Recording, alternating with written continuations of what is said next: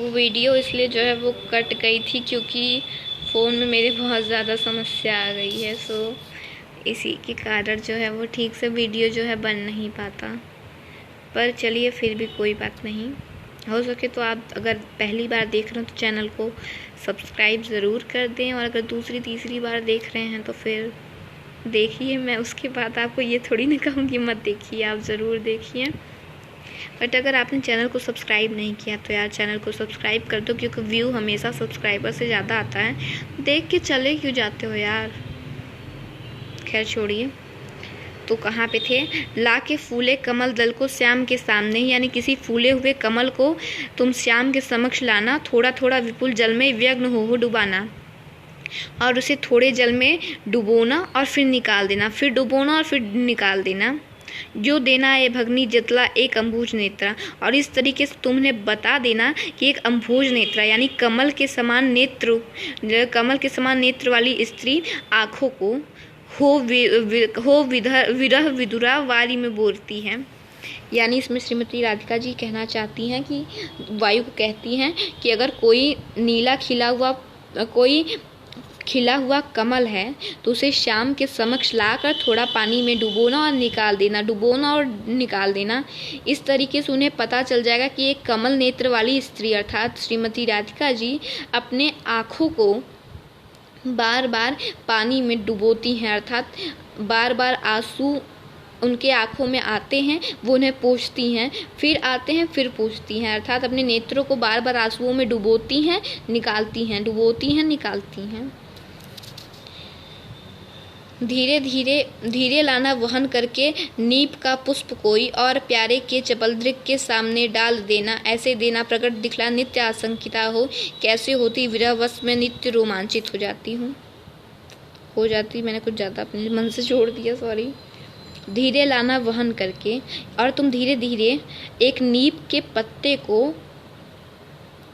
उठा कर लाना और प्यारे के और श्री कृष्ण जी के चपल दृक यानी आँखों के सामने डाल देना। और तुम धीरे धीरे एक नीप का पत्ता कोई नीप का पत्ता उनके श्री कृष्ण जी के सामने लाना और नेत्रों के सामने डाल देना, ऐसे देना प्रगट दिखला, और ऐसे तुम उन्हें दिखा देना नित्य आशंकिता हो, यानी मैं नित्य आशंका से ग्रसित होकर विरहवश नित्य रोमांचित हो जाती है। अर्थात श्रीमती राधिका जी कहती हैं कि कोई नीप का पुष्प होगा तुम्हारे सामने, कदम का फूल, अगर कोई कदम का फूल हो तो उसे उठाकर श्री कृष्ण जी के नैनों के सामने डाल देना, और इससे उन्हें तुम ये बतला दोगे कैसे मैं श्री कृष्ण जी के विरह के आशंका में नित्य रोमांचित हो जाती हूँ, अर्थात कि वो आशंका में जी रही। उन्हें ऐसा आभास होता है जैसे श्री कृष्ण जी आ गए हैं, परंतु वो वास्तविकता में वो आए नहीं रहते। एक तरीके से उन्हें बार बार भ्रम हो जाता है, और जैसे उन्हें भ्रम होता है कि श्री कृष्ण जी आ गए हैं, वो इतनी उत्सुक हो जाती है, इतनी प्रसन्न हो जाती हैं, और फिर उन्हें पता चलता है कि ऐसा तो कुछ हुआ ही नहीं है, तो फिर वो दुखी हो जाती हैं। बैठे नीचे जिस विटप के श्याम होवे, उसी का कोई पत्ता निकट उनके नेत्र को ले हिलाना, और अगर वो किसी पेड़ के नीचे बैठे हों तो उसी पेड़ का कोई पत्ता लेकर उनके आँखों के पास से हिलाना, यो प्यारे को विदित करना, चातुर्य से दिखाना। और इस तरीके से श्री कृष्ण जी को अपनी चतुराई से तुम दिखा दोगी कि मेरे चिंता विजित चित्त का क्लांत हो काँप जाना, किस तरीके से मैं बार बार उनकी चिंता करती हूँ और मैं काँप जाती हूँ, अर्थात किस तरीके से उनके विरह में मैं इतनी पागल सी हो गई हूँ कि दिन भर उन्हीं के विषय में सोचती हूँ और उनके विषय में सोचते सोचते ही काँप जाती हूँ। सूखी आती मलिन लतिका जो धरा में पड़ी हो, अर्थात कोई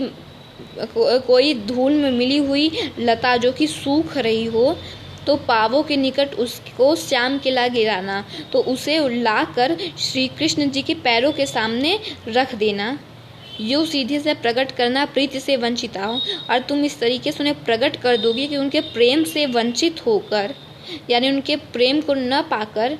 मेरा होना अति मलिन और सुखित नित्य जाना, मैं उनके प्रीति से वंचित होकर, उनके प्यार को न पाकर कैसे मलिन यानी कैसे मलिन हो गई हूँ, कैसे गंदी हो गई हूँ और नित्य सूखी जाती रहती हूँ। मतलब कि श्रीमती राधिका जी कहती हैं कि कोई मिट्टी में मली जो लता है वो सूख रही हो तो उसे उठाकर पृथ्वी पर जो पड़ी हो वो सूखी जा रही हो उसे उठाकर श्री कृष्ण जी के पावों के पास ला गिराना और उन्हें दिखाना किस तरीके से उनके प्रीति में से वंचित होकर मैं अति मलिन होती जा रही हूँ और सूखती जा रही हूँ। कोई पत्ता नवल तरु का पीला जो हो रहा हो और यदि कोई जो नया पत्ता है वो पीला हो रहा हो तो तुम श्री कृष्ण जी के आँखों के सामने लाकर उसे ऐसे ही गिरा देना और धीरे धीरे संभल कर रखना और उन्हें यूँ बताना तो इसमें कह रहे हैं कि कोई नया पत्ता जो पीला होता जा रहा हो, नया पत्ता जो पीला हो रहा हो तो उसे श्री कृष्ण जी के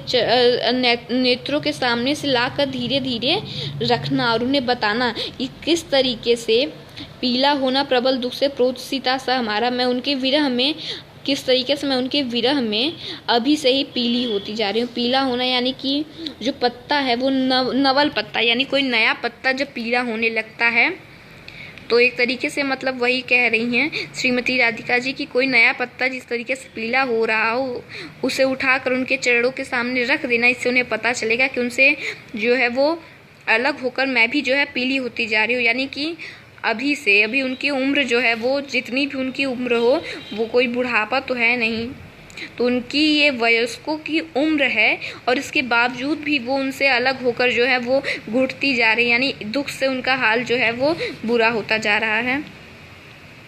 यो प्यारे को विदित करके सर्व मेरी व्यथाएं और इस तरीके से तुम श्री कृष्ण जी को मेरी सारी व्यथाएं बता देना और धीरे धीरे वहन करके पाँव की धूल हिलाना और धीरे धीरे उनके पैरों का जो धूल है उसे उठा लाना और जो थोड़ी सी भी चरण रज जो ला देगी हमें तू और जो थोड़ी सी भी उनके चरणों की मिट्टी तुम मुझे ला कर दे दोगी तो हाँ कैसे तो व्यथित चित्त को बोध में दे सकूँगी। तो मैं अपने जो है वो व्यथित चित्त यानी कि परेशान मन को बोध दे सकूँगी, उनके होने का आभास करा सकूँगी। कि इसमें कहने कि अगर तुम मेरी श्री कृष्ण जी को सारी व्यथाएं सारी जो है वो समस्याएं बताकर उनके चरणों की धूल ला दोगी तो मैं उसी चरण रज को जो है वो अपने पास रख लूँगी और अपने जो है वो परेशान मन को उनके होने का आभास दिला दूँगी। पूरी होवे न यदि तुझसे अन्य बातें हमारी और जो तुम कुछ भी ना कर सको तो मेरी विनय इतनी मान ले तो तुम मेरी केवल इतना मेरा विनय मान लो कि चली जाओ श्री कृष्ण जी के पास चली जाओ और उनके प्यारे चरण कमल को छू कर वापस आ जाओ, मैं तुम्हें ही हृदय से लगाकर जी जाऊंगी। अर्थात इसमें श्रीमती राधिका जी कहती हैं कि अगर तुम कुछ नहीं पूरा कर सकती तो केवल मेरी इतनी बात मानो कि जाओ और जाकर श्री कृष्ण जी के चरण कमलों को छू के बस आ जाओ, मैं तुम्हें ही अपने हृदय से लगाकर जी जाऊंगी। यानी वो विरह में इतनी प्रेम व्याकुल हो गई हैं श्री कृष्ण जी को, मतलब इतना अधिक प्रेम करती है कि उनसे अलग होकर जीना मुश्किल हो गया है। अब बस वो किसी तरीके से अपने आप को श्री कृष्ण जी के होने का बोध कराना चाहती है, इसलिए वो वायु से कहती हैं कि तुम कुछ न कर सको तो बस इतना करो कि मेरे प्यारे मेरे श्री कृष्ण के चरणों को छूकर आ जाओ, मैं तुम्हें हृदय से लगा के जी जाऊंगी, तुम केवल उनके चरणों को छूकर आ जाओ। अगर आपको ये पसंद आया हो तो ठीक है। अब अगले चैप्टर में हम मैथिली शरण गुप्त द्वारा बताया हुआ कैकेयी का अनुताप जो है वो जल्द ही पढ़ाएंगे। सो अगर आपको ये चैप्टर पसंद आया हो तो सब्सक्राइब कर दें, लाइक कर दें, कमेंट करना आपकी इच्छा पे है, फोर्स नहीं करूँगी। बस आप इतना करिए कि अपना ख्याल रखिए और अपने परिवार का ख्याल रखिए और कुछ नहीं। बस अपना ख्याल रखिए, अपने परिवार का ख्याल रखिए और बाकी अच्छे से पढ़िए। Bye bye.